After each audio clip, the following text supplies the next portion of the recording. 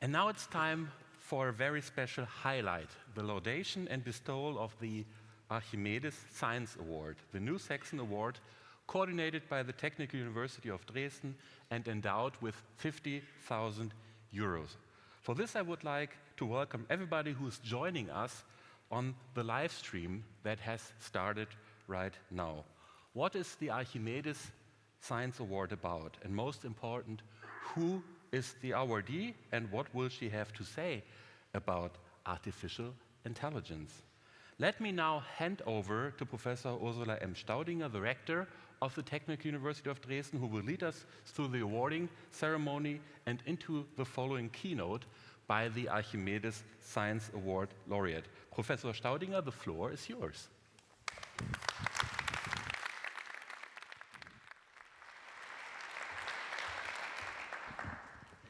Welcome from my side. It's a distinct pleasure to open the award ceremony for the bestowal of the first Archimedes Science Award here in connection of the Building Bridge Conference. And for the first part of this bestowal ceremony, of course, we have to bring the creator of the award onto the stage, which is our Prime Minister, Matthias Kretschmer. Please.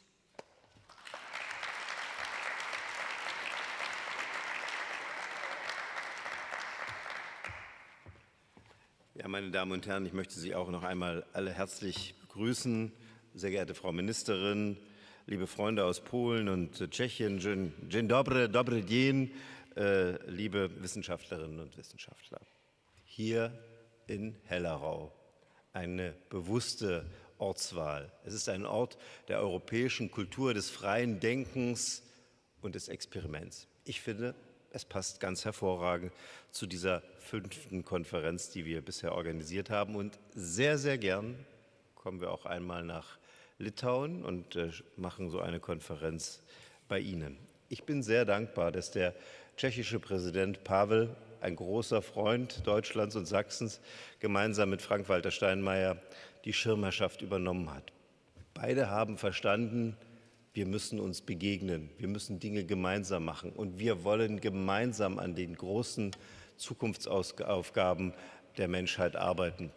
Wir wollen und wir müssen. Nur wenn wir es gemeinsam tun, werden wir zu klugen Lösungen kommen. Ursula von der Leyen hat dieser Tage gesagt, sie möchte die Verdoppelung des Horizon-Programms, eine richtige Entscheidung. Wir werden ihr dabei helfen, dass sie auch erfolgreich ist, diesen Moment der europäischen Unabhängigkeit bei den großen technologischen Themen zu erreichen, beispielsweise bei der künstlichen Intelligenz. Der Archimedes Preis. Wir erinnern uns, glaube ich, alle miteinander daran, dass wir in der Schule einmal gelernt haben, dass es diese Hebelwirkung ist, mit einem langen Hebel ein riesiges Gewicht mit weniger Kraft zu heben. Darum geht es bei der künstlichen Intelligenz. Und für uns hier in Sachsen, Sie haben es in der Podiumsdiskussion gehört, bauen wir auf einer breiten Basis von verschiedenen Technologien und damit eine gute Herausforderung, eine gute Möglichkeit, mit künstlicher Intelligenz am Ende auch an diese Themen anzuknüpfen. Aber es ist am Ende auch eine Frage, die für viele, viele Relevanz hat, die selbst diese Voraussetzungen nicht haben. Es ist ein neues Wissenschaftsfeld. Und ich bin sehr einverstanden mit der Diskussion und den Punkten, die Sie hier gerade gemacht haben. Auch für mich war es in den vergangenen Jahren viel zu viel Diskussion über die Risiken, über die Sorgen und viel zu wenig ein Gespräch über die Chancen. Jede Technologie, die es gibt, wird auch angewendet werden. Und die Frage ist man dabei oder ist man nicht dabei? Diejenigen, die nicht dabei sind, werden aber auch den Verlauf der wissenschaftlichen Forschung und der späteren Anwendung nicht bestimmen können. Und ja, es braucht Regeln, es braucht Grenzen. Aber ich denke schon, dass wir an einem Punkt sind aktuell, wo wir uns nicht die Vision geben sollten, Europa, ein Raum der konkreten, der größtmöglichen Steuerung und Regulierung, sondern Europa braucht auch in diesem Thema den Antritt eines Raums der Freiheit, der Innovation, der Möglichkeiten. Und ich bin sehr, sehr froh, dass wir das heute miteinander diskutieren können. Liebe Frau Staudinger, einen herzlichen Dank, dass Sie sich dieser Aufgabe angenommen haben, einen Preis zu verleihen. okay, wir haben das Geld gegeben, aber trotzdem musste ja irgendjemand die Arbeit machen. Ihnen ist es gelungen, die Präsidenten und Vizepräsidenten der großen deutschen Forschungsorganisationen zu versammeln, die gemeinsam eine ganz hervorragende Preisträgerin ausgewählt haben. Als Laie sage ich, eine Dame, die es geschafft hat, den Maschinen das Sehen beizubringen.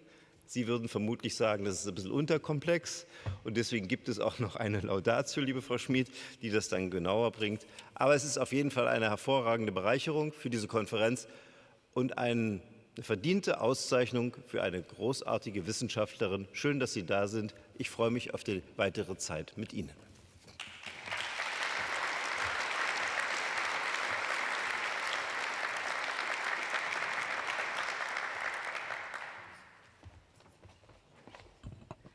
Thank you very much to our Prime Minister, of course, Michael Kretschmer. I'm very sorry for my mistake before. So let me tell you, as I said before, this is the first time we are awarding this new prize in science, and it couldn't be a more suitable setting, because it is a conference that is building bridges, and it is a conference focusing on one of the key technologies which is co-determining our future for many decades, if not centuries to come, artificial intelligence and all of its hardware bases that are needed for it. So we are extremely pleased as the jury, and I'm going to repeat the exquisiteness of this jury, which really represents the science system of Germany in completeness. It represents the Helmholtz Association by its president, Professor Wissler.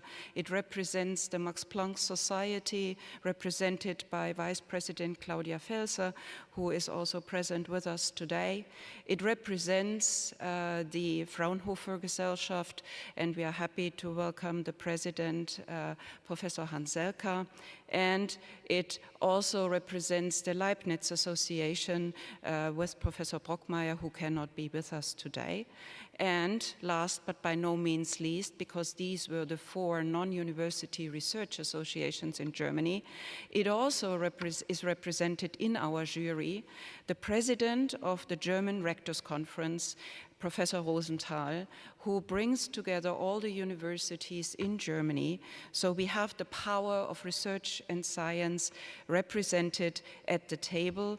And of course, it also represents the Science Hub Dresden, which I have the honor to represent here as president of Dresden University of Technology, and together with Sebastian Schmidt, whom you already met, the scientific director of the Helmholtz Center here in our location, we are co-chairing the executive board of the Dresden Concept Alliance, which brings together 48 research and cultural institutions in the Science Hub in and around Dresden.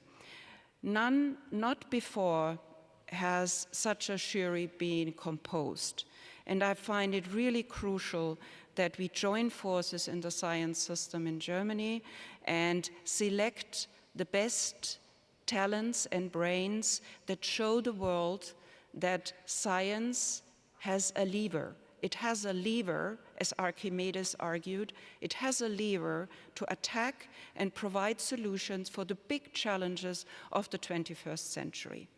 And that's why we are extremely thankful for our Prime Minister and the Saxon Parliament to devote and support this prize with a sizable financial award. Thank you very much.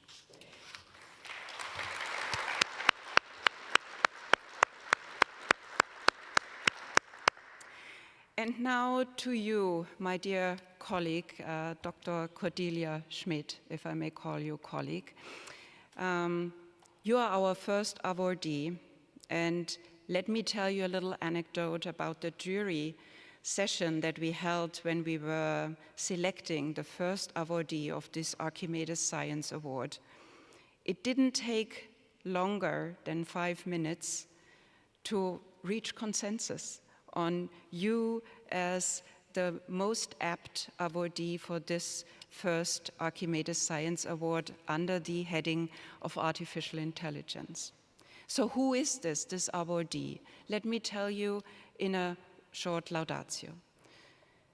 It is my distinct honor to recognize Dr. Cordelia Schmid, a pioneering computer scientist whose work has profoundly shaped the field of artificial intelligence, particularly in computer vision, the science that enables computers to interpret and understand images and videos, two very different things. Dr. Schmid's academic journey began with a master's degree from the University of Karlsruhe, and we have a former rector amongst us who is now the head of the Fraunhofer Society. And it was followed by a doctorate from the Institut National Polytechnique de Grenoble. Early in her career, she contributed to the robotics research group at Oxford University, and since 1997, she has been a leading researcher at INRA, France's renowned Institute for Computer Science. Since 2018, she has also held a joint appointment with Google Research. We talked about the freedom and the limits of freedom in this field, and is further amplifying her impact on both academia and industry. Her research has been cited over 150,000 times, a testament to its transformative influence. And Dr. Schmid's groundbreaking ideas have not only advanced scientific understanding, but have also set new standards in the field. She has received some of the most prestigious awards in computer vision, including the Langmuir-Higgins, Helmholtz, and Köndering prizes, awards that honor research whose significance has stood the test of time. Dr. Schmid's influence is reflected in many honors and awards. Let me just mention that she's a member of the German National Academy of Sciences, Leopoldina, a fellow of the IEEE, and a fellow of the Alice Society, a recipient of ERC Advanced Grant, a Humboldt Research Award, the INRA and French Academy of Science Grand Prix, the Royal Society Milner Award, and the PAMI Distinguished Research Award. Most recently, she received the Kerber European Science Prize in 2023 and the European Inventor Award in 2024. Here we return to the lever that Archimedes was looking for and talking about. A hallmark of Dr. Schmid's career is her mentorship. Many of her former students now hold leading positions in research and industry, including Professors Mikolajczyk, Lasbenik, and Akata, who are themselves recognized as top researchers and experts in computer vision. Dr. Schmid's research has had real-world impact, winning numerous international competitions and shaping technologies used in today's commercial search engines and video analysis tools. She has also served the scientific community as editor-in-chief of the International Journal on Computer Vision and as a leader of major international conferences. Her scientific breakthroughs began with her doctoral research, which revolutionized object and scene recognition by enabling computers to identify complex objects even in cluttered and challenging environments. The work opened the door to recognizing real-world images and not just simple shapes on plain backgrounds, which was the case before her work in her dissertation. She went on to set the standards for evaluating computer vision methods, ensuring that progress in the field is measured rigorously and fairly. Her innovations in image and video analysis have enabled rapid and accurate searches through millions of images and videos, making possible the kind of visual search and recognition we now take for granted. Dr. Schmidt has also been at the forefront of developing new ways for computers to understand actions in videos, creating data sets and methods that have become benchmarks for researchers worldwide. Her recent work with transformer architectures, which is advanced AI models, has pushed the boundaries of what machines can learn from both visual and language data, with applications ranging from video understanding to robot navigation. In summary, Dr. Cordelia Schmid's visionary research, leadership, and mentorship have not only advanced the frontiers of artificial intelligence, but have also inspired a new generation of scientists in artificial intelligence. Her work continues to shape the technologies that are transforming our world. With the Archimedes Science Award 2025, we celebrate Dr. Schmid's extraordinary achievements and her lasting impact on science and society. Congratulations, Dr. Schmid, and please come on stage.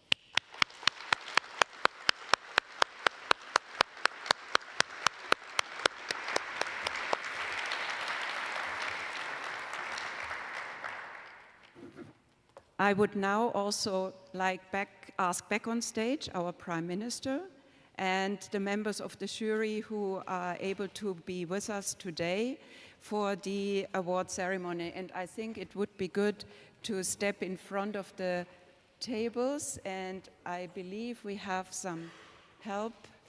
Herr Kretschmer.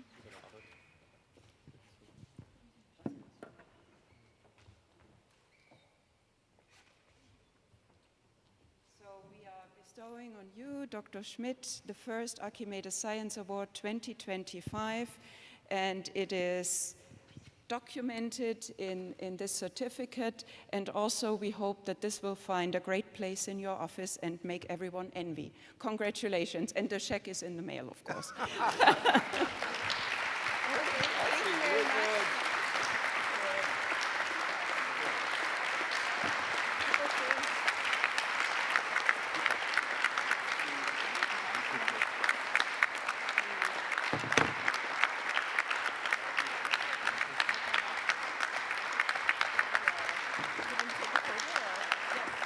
So I believe we have a photographer who helps us taking note for the history, and tell us whether we stand.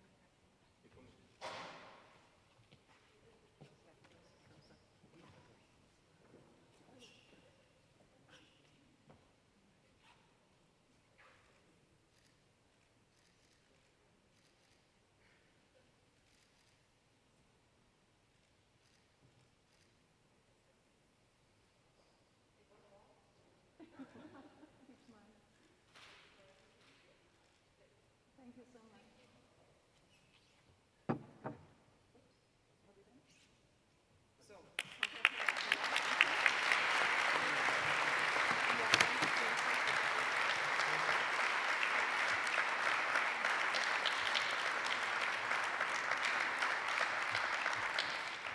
And now we have the great excitement to listen to the keynote of our awardee. So I turn the mic over to Dr. Schmid to tell us all about her exciting research. Please, the floor is yours. Okay. Yeah, first of all, thank you very much for this great Laudatio. It was really very well summarizing, and it was very nice. Thank you very much, and thank you very much for this. It's an honor to receive this first award. It's really very great. Thank you so much. And so today what I'll talk about is artificial intelligence, past, present, and future. So I thought it's actually interesting also to see that it's not something which just appeared out of nowhere today, but it has been a field of research for several decades, right? And then basically I'll show that today there's a lot of things which are possible, which can be done, and then go towards what is the future of AI. And as we saw in all these talks, there's like a big future, and it's really important that Europe, I mean, my talk won't be political, but it's really important that Europe stays at the forefront and is not just running behind other countries. Okay, let's start by what is the definition of artificial intelligence? It's the ability of a machine to imitate human capacities such as perception, so understanding the world, hearing what people say, feeling and smelling, logical reasoning, so we want to be able to solve math problems, for example, which is still a challenging problem. Artificial intelligence can also serve for planning, and today we have even ways of being creative. I'll start by 3 concrete examples and show why actually and what makes them work.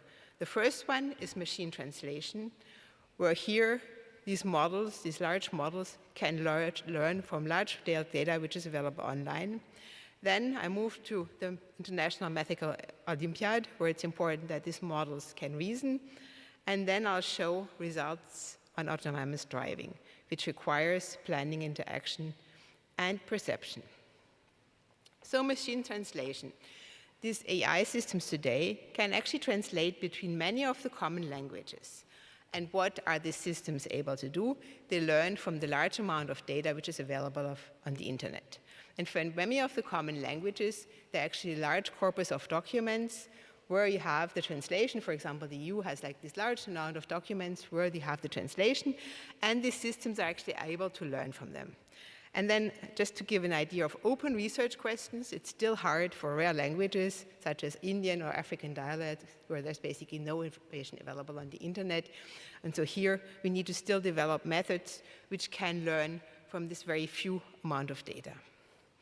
And then I'll show an example which demonstrates that the quality is excellent for this translation between common languages. This is a personal example. I got this German text, which actually I had to get a certificate for my daughter actually, and if you look at it, it's really difficult to translate this, right? So what do? Then I thought, if I translate this, it'll take me hours, even though I'm proficient in French and German. And then I just gave it to one of the recent AI systems, and you can see actually, I mean, probably you don't know because you don't know French maybe, but if you look at it, it's actually a perfect translation. So in 0 time, I got this perfect translation, I double-checked it, and then I could go to the doctor and get the certificate. So this is really, I found it was really amazing how high this quality was, even for specialized vocabulary. And then the second example, which I also find very surprising, is there exists the International Mathematical Olympiad for pre-university students. It has been an annual competition since 1959. And there are 6 problems which people solve in 2 days in different areas such as geometry, number theory, algebra, rhythm, and combinatorics. And AI systems in this year, in 2025, were able to solve 5 of the 6 problems and win the gold medal in the same time as was given to humans. So this is actually a very big success. It wasn't possible in the past, and this year for the first time it was possible. And what are the key points here? Basically, these systems can now be trained. They can learn how to reason based on reasoning traces. I'll go back to this in a moment. And reinforcement learning, right? And so if you look at the difficulty, it gives you an idea that if you look, this is the problem 3, let n denote the number of positive integers. A function f, n to f, is said to be Bonsa if a divides b to the power of a minus fb to the power of fa for all positive integers. Determine the smallest real constant such that f on n is smaller than c times n for all Bonsa functions f and all positive integers. And so if you look at this problem, it's hard to solve. I mean, probably most of you couldn't do it, right? And then if you look at what the AI system is able to do, you can really see that it can give the correct answer. The smallest constant c is 4, but then it can also produce the reasoning trace. So it can really produce the proof. So what you see below is really produced by this AI system. And if you look at this, I kind of find it very impressive, right? When I saw this result, I found this is really impressive. And if you look at what's behind is learning, right? So basically what people nowadays do, they hire mathematicians to annotate these proofs, and then they give these proofs to these learning-based systems. So there's no magic, but the outcome is really interesting and impressive. And then the third example, which I also find impressive, autonomous driving has been an area of research for many years. So many, even 20 or 30 years back, people developed these self-driving cars, but there were always problems. They were not reliable enough to be autonomous, and now there are autonomous taxis without drivers in several of the cities in the US. And here it was two competing systems. I won't give names, but as you can see, one is with cameras and the other one is with cameras and LiDAR. So there's different technologies which have been developed, but they're now driving around. And again, what are the key points here? These systems can actually interact and plan. And then what is maybe the key point is computer vision. So we've seen this is like my area of expertise, and computer vision is you need to understand the environment, right? It's pretty obvious if you drive around and you don't understand what's around you, will cause an accident. And many of the main accidents which were in the press, they're due to the fact, for example, one which was very big, was that the system recognized a truck as a bridge. So it thought the truck looked like a bridge and just drove through the truck, and then obviously this was an accident, right? And so this really shows that here, understanding the world is key, right? And I'll come back to this why this is actually quite hard. And then the second point, which is also important, is you need high definition, very precise maps of the environment. So if you don't know exactly what is where, you cannot, it's not possible, right? So what they have done, they have really mapped out some of these big cities in the US very precisely. And this is, again, something open for research. How do you create these maps automatically and not fully manually? And then as an alternative, you probably all know, this assisted driving is now in many cars to improve safety. So if, for example, the front braking, that if you're too close to another car, it stops your car and avoids accidents. This is something which is around now. And so the next thing I'll talk about is actually, with the example of computer vision, the progress in AI, or computer vision. So basically, just to show that this was an area of research which started many decades ago. Many people actually dreamed about how to solve AI, but didn't know how to solve it. And so this is an example for my master thesis at Karlsruhe. So here we wanted to navigate around in an environment, and the goal was to detect these 4 points on the cube. And at the time, it was very hard to localize these points precisely and not miss any of the points. And so this is actually which shows how hard at the time this problem was. And then if you zoom forward by a few decades, we can see what we can do now. Basically here we have a video. We can caption the video, that is, we can describe what's the content in the video. A woman is stirring something in a wok by using a spatula, but we can also determine not only what's in there, but localize where the action takes place. And so this is a way, for example, if you want to teach a robot, we can learn from these large amounts of video. But it shows that how good the quality is today compared to what you had before, or for self-driving cars. And then just to give you an idea, you might think all this is trivial, but if you look at what the computer sees, the computer actually sees a matrix of gray values, right? So you have basically no information. If I give you this matrix of gray values, it will be very hard for you also to recognize what's in there. And then what the computer does, it develops an algorithm or learning or whatever, and then once it has developed this algorithm, it can actually recognize what's in the images, right? And so this is what humans do. They would learn this transformation from this pixel value matrix to the images. And this is also why computer vision is harder, because basically you need to get from all this very detailed information in 2D or even 3D if you go to videos, to the annotations in the images. And if you look at languages, you actually see the words already. So this is something which is actually an easier task for a computer, somewhat easier. And then if you look furthermore, why is it difficult? These images can be seen under different transformations, like scale changes, viewpoint changes, lighting changes, and occlusions. So it's not just a simple pattern matching, as for example for license plates or fingerprints, but you really have to recognize objects under these variations. And then secondly, you have to also learn how these different classes can appear, right? So if you just look at this chair class, you have many different appearances, and you have to just give the label chair to all these classes. So you have to have something where you learn from a lot of data how to represent this concept chair. And just very quickly, the development over the past 40 years. First, people defined geometric explicit features. Then people developed gray value features in machine learning. Then the next breakthrough came with convolutional neural networks, large amount of data and compute. And then finally today, what we have is the large language models, which are also almost all of them are based on transformer architectures, which are very large scale models. That's why we need all this large scale compute and the data centers, and then obviously also massive amounts of data. So here, just an example. Okay, there's some transformation due to the video, not perfect, the technology. What you do here is, it's not shown, but you extract edges, so gray level information, then define manually models. You can define a few objects and very simple tasks, such as visual inspection. So that was 40 years ago. Then the next step was this gray value descriptors. We extracted features from the image and then learned models from these images. I'll skip over this quickly. And then the next step was convolutional neural networks. You might have heard of this. So here the idea is you have a set of convolutional features on the left. These convolutional features extract the gray value information from the images, similar to the other features I showed before. And then you have a few last layers, which are dense layers, which then output the result. And so these models were large at the time. They had 60 million parameters.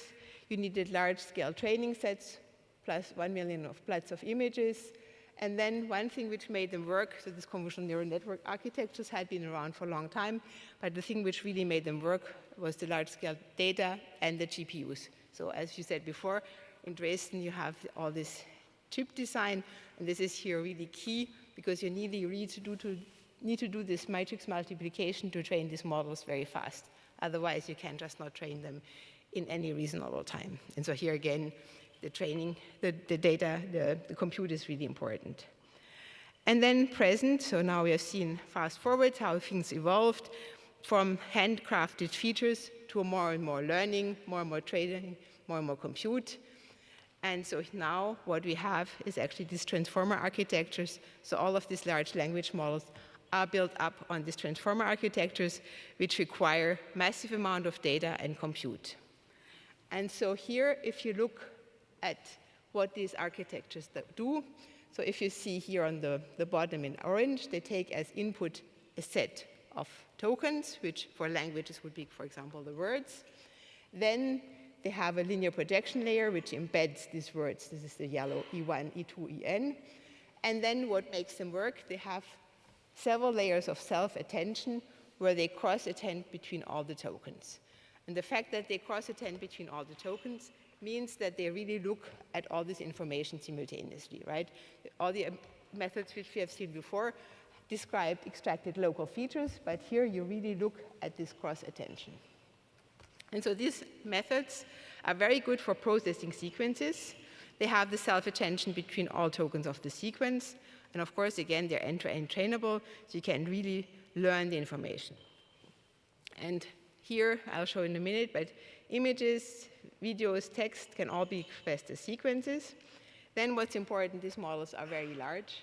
So they have billions of parameters, and the most recent ones have even trillions of parameters, so they're really very large scale.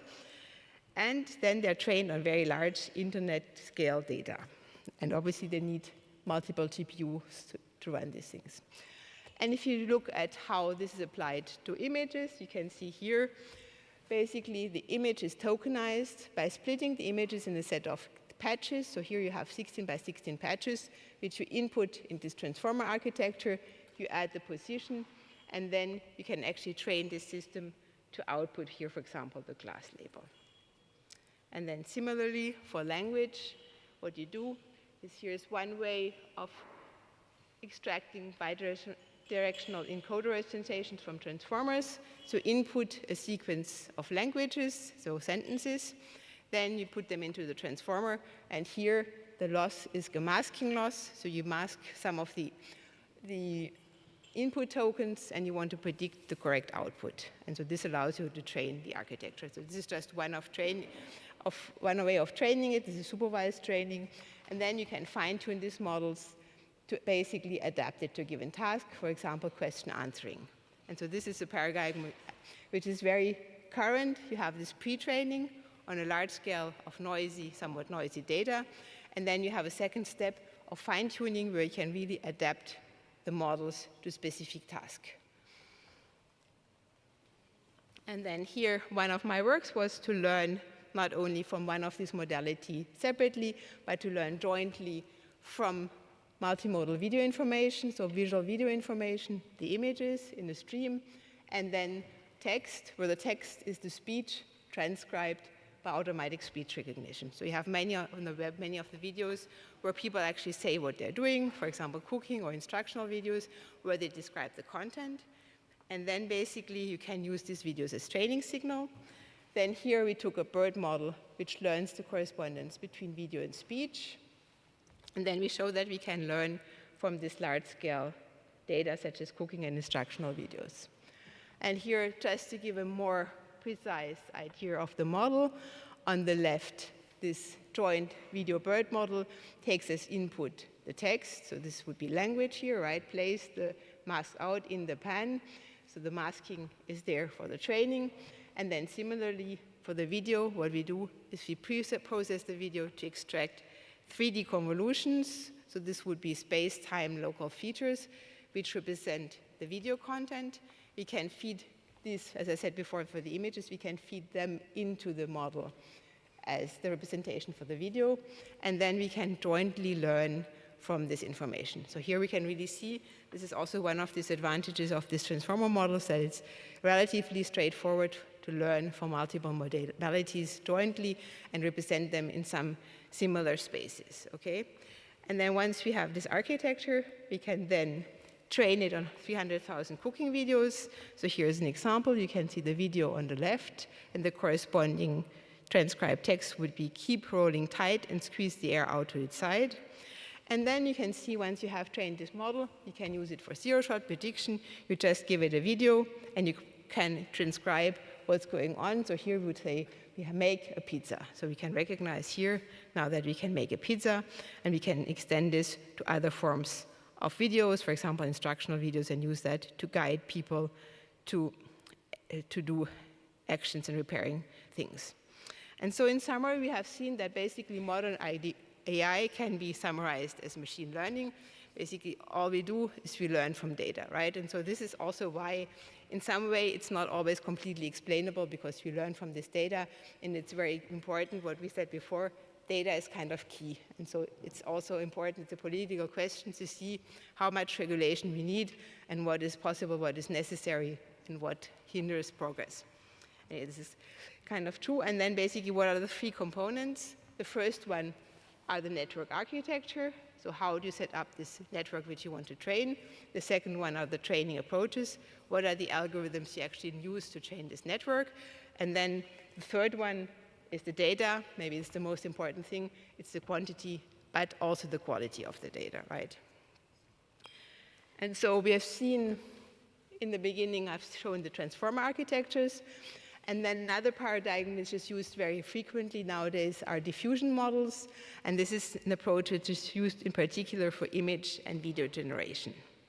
And so here the idea is that we have a backbone model, for example, the transformer, but on top of this, we learn how to diffuse the information. So we start from an image, then we have the forward fusion process, we add noise, and then we learn how this model transforms under noise, and then we have reversed denoising process, where we can then start from the noise and some additional information and generate the original image. And then we can really learn, this is really used to learn how to generate images. So you maybe have seen, there's, for example, this stable diffusion here, the stable diffusion 3, which is actually where you can give in text, an old rusted robot wearing pants and a jacket riding sees in the supermarket, and then you can actually generate these images. Or smiling dog sits at a table, coffee mug at the hand, the room goes up in flames, this is fine, the dog assumes himself. So here we can again generate this video content given the textual descriptions or other control signals. And we have recently developed an approach for this generation, where we not only take the stable diffusion, but we combine it with an LLM for planning. So the LLM gives you as output a set. For example, the girl behind the chicken, it gives as output the outline of the images. Then you can use this as guided prior for the diffusion, and then generate the images. So this shows how we can use these tools together to get even higher quality of this image or video generation. And you look here, what you can do then, you can really generate any kind of composite images, even if they're unrealistic, or have many objects. So here, for example, a girl hidden behind a bird. So if you first give to the Stable Diffusion algorithm the layout and then generate the image, you can really see here the girl is hidden by a bird. And if you look at what the standard Stable Diffusion does, it cannot generate this hiding approach, because basically it has never seen such images before. So here it's really, how do you make work that you don't have enough training data to generate all these completely unseen things. A second example, which is hard for this image generation models, okay, it's a bit unrealistic, but if you have many objects, so here 3 bears, 2 girls, 3 chicken, 1 chair, 2 cups, you can see that this composite anything approach can generate it correctly, but then if you look at Stable Diffusion, it actually misses some of the objects. And this is one of the problems of this diffusion models, that if you have many objects, it cannot really generate the right number. Interesting, right? The same thing holds for understanding. Often these models fail if you need to count objects above 10, right? Because then you need to really reason and understand how you count, and you cannot just recognize it from one image. And then for the training approaches, I said before, the standard approach is supervised training. You have the input and the output, and you learn how to map from the input to the output. So here, for example, for images, you would have the image labels. These labels are used to train the model via backpropagation, and then you can predict these labels. Or it could be also for translation. You have the data to learn this translation, and then you can use this. Okay, this is the most simple way, and then obviously now people are looking at more sophisticated ways for training. And so one way is reinforcement learning. So reinforcement learning, the idea is you have an agent which explores the world, and then you see how this agent interacts with the environment, and then it gets back a reward and update in the state. And so you can really learn from this interaction with the world, and these methods are now also learned to fine-tune the LLMs by interacting with, for example, human annotators, and these human annotators can give information how to improve them on the fly. And this is like something which goes further than just having the data. It's a way of also improving these LLMs by interactions with the environment, here the human radar. And then the last thing which I want to mention for the training approaches, obviously there's many others, but one thing which is really recently appearing is if you have a regular LLM, you would give in the question or whatever the text you want to translate and get out the answer. So it would be just one in and then the other one out. And so here, what people now do is they design these reasoning-based approaches. So you take in a question, and instead of just getting the answer, you have this thought process where the LLM itself outputs a number of thoughts, and by outputting the thoughts, it kind of guides itself towards the right answer. It's quite surprising. And if you look here, for example, you say the cafeteria has 23 apples. If they use 20 to make lunch and bought 6 more, how many apples do they have? The vanilla LLM gets it wrong. And then the other one on the right, you can actually see it starts to reason and subtract as it goes along, and then gets the correct answer. And this is actually the approach they used for this solving these mathematical problems. Because then you really need this reasoning. And you can actually check the reasoning steps on the fly, because in math you know if it's correct or not in the middle. And then training data, the quality and quantity is important. So I've said before, for pre-training, we can use large amount of data, internet-scale data, and then for fine-tuning, we train the model on task-specific data or even human-annotated data. So you can really have this fine-tuning. I think this is something important, because if you go towards application, you can actually take these large models and just look at the fine-tuning step, which is also much cheaper and actually feasible for many of the applications. Okay, and then, yeah, I'm almost out of time. So then I wanted to talk a bit about robotics. So this is something I got interested in more recently, because there you have not only just some text output, but you also interact with the world. And so here, the idea would be the robot executes the human instructions, go to the fridge and get the drink. So here, what it requires is understanding language, modeling, understanding the visual environment, and planning and executing the task. And so here, obviously one of the important things is understanding the world, but then also how do you plan and execute the task. And for both things, we have recently shown that you can actually use LLMs and transformer-based models to perform this task. So here, we have a transformer which takes as input the text, the history, so the different steps which you have done before, the observations, and then this model outputs the action. So it's an end-to-end trainable model where you take as input the information for environment and then output the action. And then here, just an example for first in an artificial environment, you say go to the chair, go to the bed, the robot executes the action correctly, and then you can see real-world examples here.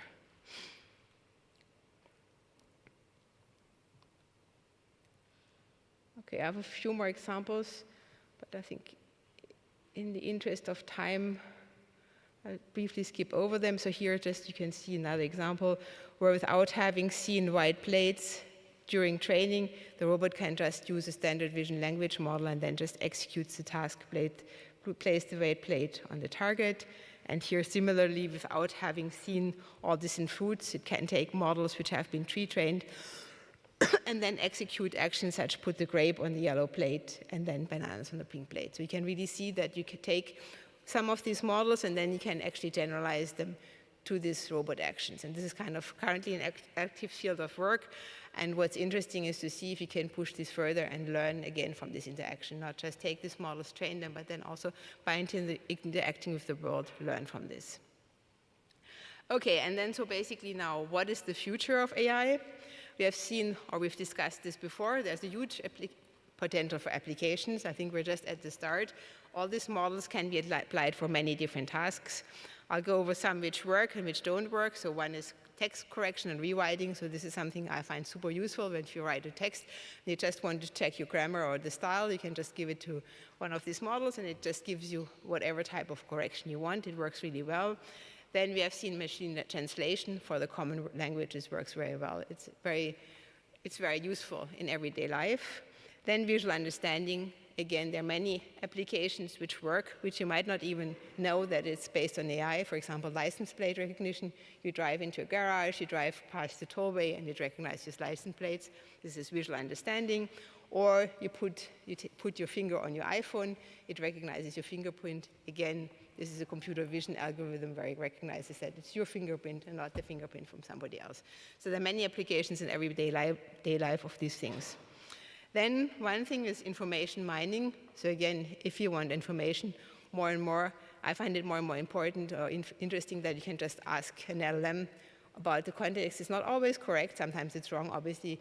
But often you find information which you wouldn't find otherwise. And sometimes it's completely wrong. So basically you have to be careful, and this is one of the open researches, is how to make them better and explainable, right? That you can say this is a wrong answer or not. And one thing which is controversial, but I think it's also helpful if it's used right, is for tutoring school and university students. So basically, in many cases, for easy problems, you can really get a good explanation. And if a problem is not understood, you can ask them, and they kind of give you an explanation. And it's not to solve your homework in your place, but it can be used to explain things better. And in particular, for example, if the teacher is not good enough, right? And then basically, computer-assisted coding. Again, it's like a very open field for research where people just start looking into it, but like many people, and this is also something which will be very transformative for the whole tech area, right? Because all this coding assisted things, many of the simple coding things, you can just give it, write me this search algorithm, and the LLM will just write it for you. There's also an active area of research, and I think something which will be important. And then obviously this is, you're all convinced, is health assistance for general public and professional news. It's not something I'm directly working on, but it's very clear that there's a lot of progress which can be still made. And in particular, for example, for interpreting radiographic images and things like this and helping the doctors to see things which maybe they would not see. So this is like more a tool for assistance, I think, than to really use it by its own. And then robot assistance, again, I got a lot of good feedback, for example, for elderly care homes, that they would like to use those robots to just help people, and not, I mean, they wouldn't replace people, but they would just help with everyday tasks or help them to do animations or bring food or things like this. So I got a lot of positive feedback there. And then on the research side, so these were applications on the research side, obviously models are still getting larger, more better training data and algorithms. Then what people currently are looking at are reasoning and tool-based approaches and explainable AI, so to make the systems more explainable by using, for example, second system or search to confirm the answer. And then one thing I'm particularly interested in is how to interact with the world to improve the models. So if you have a robot, can it learn from the interactions with the world, a bit like what children do? And then, or do we need something else? So will be the next breakthrough, or is this basically the end of the story, just by making them bigger and more training data? And then the second thing which goes in hand, what are actually the limitations of their performance? So this is something where there's also a lot of debate. How far can we push them? What are the limits? How should we actually regulate them? And then when will they saturate? When will they be so big that basically they cannot run anymore? Or the data of the internet, for example, this is also something, all the data of the internet has been seen, and then basically you kind of saturate it. And then you need to think of new ways of training the systems. Okay, I think I'm out of time. Thank you very much.